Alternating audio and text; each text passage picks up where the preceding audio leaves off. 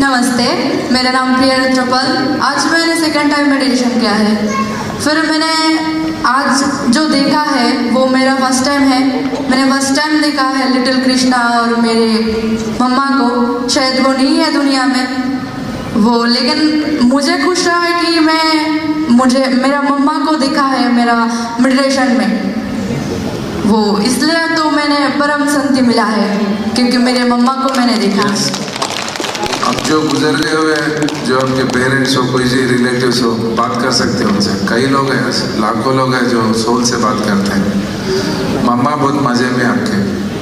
हाँ, okay, Congress. Sir बहुत बड़ा एनलाइटेड मास्टर है। सर से श्री कृष्ण हर दिन।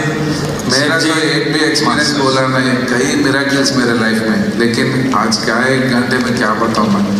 एक्चुअल में सब्जेक्ट भी ज़्यादा कुछ बताया नहीं, व्हाट इज़ व्हाट मेडिटेशन के ही बताया हूँ।